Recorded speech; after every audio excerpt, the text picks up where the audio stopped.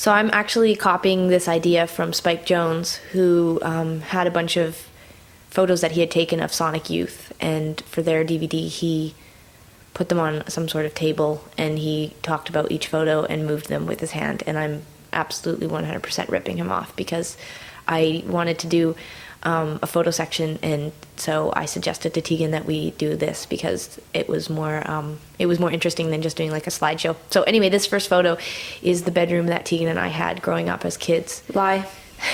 First lie was a DVD. No, this is from some random hotel room while we were on tour. I guess it was 2001, and we were on tour opening for Mr. Bryan Adams in Europe, and this was right at the end of the Business of Art kind of record run, and we were we thought the beds were novel. That's why I took the picture. We thought they were amazing. It was my first fancy camera and first fancy bed. And first fancy bed, and I took lots of arty photos on this tour. Very moody. Okay. And so this is Tegan and Sarah. That's what we looked at circa 2001. We were in Edmonton for the Prairie Music Awards. It's true. It was our first time ever being nominated. We had 4 nominations and we won 0. My mom and dad both came down and we got limo service, and it was exciting. It was very exciting. We went to West Edmonton Mall with Chris Nelson from Going Coastal, and it was really exciting for us because it was like, I think our parents were really proud of us. Yeah, they were really proud of us, and even though we didn't win. No, we didn't win, but it was exciting, and they got to see us kind of working because we'd been out on the road for about a year and a half, and they got to see us kind of in the limo and at the award show, and I think they thought we weren't losers at that point, so that was good. This is Tegan demoing in her apartment. We were demoing for If It Was You, and we still do this, and this was when we kind of started. We bought a Pro Tools rig, and we started demoing songs, and we were really excited because we thought that this was going to be great. We were going to be able to do a record that we really thought represented us and sounded the way we wanted it to sound. And the first song we demoed was Not Tonight. It was Not Tonight, yeah. So, and this is me, Sarah, and Rob in the middle, and Gabe. And Gabe actually played bass on If It Was You. He was our first If It Was You bass player, but he only did the recordings with us. Why was that, Tegan? I guess he was in his own band. I met Gabe. He was like my second friend in Vancouver, and I met him at the Railway Club one night. We were watching, I think it was Siobhan Duval. Siobhan Duval was playing, and she called me out. I was in the audience. I was embarrassed, so I went outside, and Gabe was there, and I got talking to him. He was a friend of a friend, and he played bass with Biff Naked at the time, and he had his own project with his brother called The Way Out. Well, they were called Gabez around The Way Out at the time. Anyway, and Gabe said that he would help us out and come jam with us because we were jamming with Rob, and so we went out to Galliano and we made If It Was You with John Collins and David Carswell. That's at John's parents' place on the island. Yeah, it was. We went into this place and we were amazed. This is actually what the where we trapped all the drums and bass at. The living room looked out over the water, and it was just like we were amazed. We were like, at that point we were so honored to be working with John Collins and David Carswell, who were kind of legendary to us. John Collins plays in the New Pornographers, and David Carswell plays in the Smugglers and the Evaporators, and they had worked on so many records that we really liked. But John said we could go to his parents' place, and we had family dinner every night. Sarah and I would cook. Great. Because everyone was doing their drums and bass, so Sarah and I would play along, and then when they were doing overdubs, we would make food in the kitchen. One night we played Scattergories, and it was John really fun. Listened to the. He was listening to Guided by Voices. Over the phone. His sister was at a concert in the United States somewhere. Anyways, but that was a good time. We had a lot of fun up on the island there. Oh, yep. And this is my favorite picture, actually. Oh no. Why don't you watch? There we go.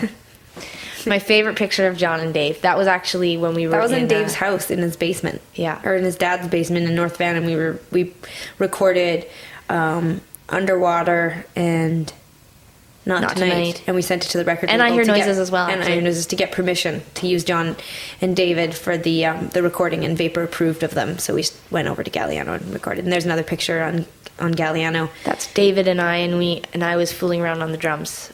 Rob always said that he would teach me how to play drums. I got a few lessons, but I never really ended up learning. This jumps ahead. This is when we were mixing. Yeah, so it jumps ahead. There's none of the overdubbing that we did. That's true, yeah. But Sarah had blonde hair to start the record, and then this day she came in and she had dark hair, and everyone kept calling her Tegan. And so we put name tags up. You can't really see Sarah's because it's kind of bad flash on my camera, but it was a self-timer, but we put name tags up because no one knew who we were anymore. This is kind of out of line, but this is another shot from Galliano. Our band photo. Why am I wearing that jacket? It's like I'm Why 15. did I have that hair for so long? Okay. Moving on.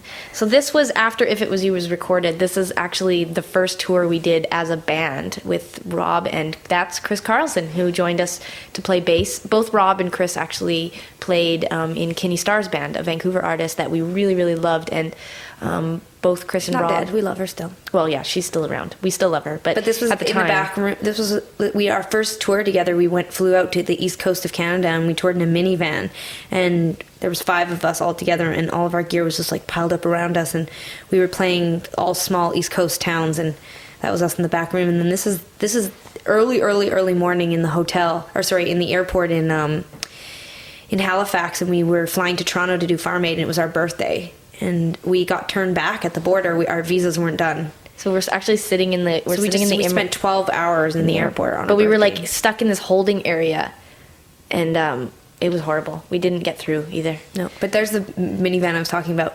Anyone comes over to my house and makes any comments. I carry this in my wallet. If anyone makes any rock star comments, I pull that out, and I'm like, 7 years we traveled in odd vehicles like this with stuff just piled up around us. Kind of dangerous too. It was very dangerous, but the camaraderie, you can't get that back. I tell you now, these days things It's are different. really worth We're all it. in our own bunks having massages and doing miscellaneous, drugs and watching weird movies, and It's true. and this is a good one. That's a good action shot there. This is actually right after we did the tour with the guys out on the East Coast, did a few U.S. dates, and then we started a tour with Ryan Adams, who's on the left there, and he was a big fan of our record, If It Was You, and And as a headliner, he stood out because he hung out with us all it the time, was and he'd incredible. come and hang out with us in the back area Yeah. and order food, and he constantly hung out with us. This is Tegan and our manager Nick, who was actually tour managing us and doing sound at the time. They were on stage. We used to have so much fun on this tour because we would get to have the stage for a long time because Ryan was just playing solo. This is us with Ryan again.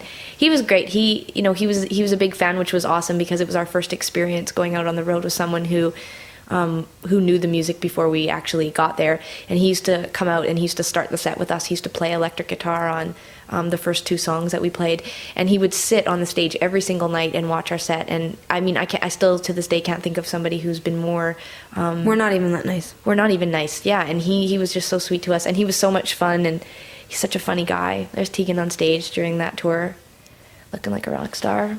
This is a picture of Ryan, and these are some of the things that he would do. He would come into our room and he would put himself underneath a table like that, and then he would talk to us, and we thought he was so weird and funny and just absolutely adorable. So he still stands out to me as like one of my favorite guys to tour with just because he was so sweet to us.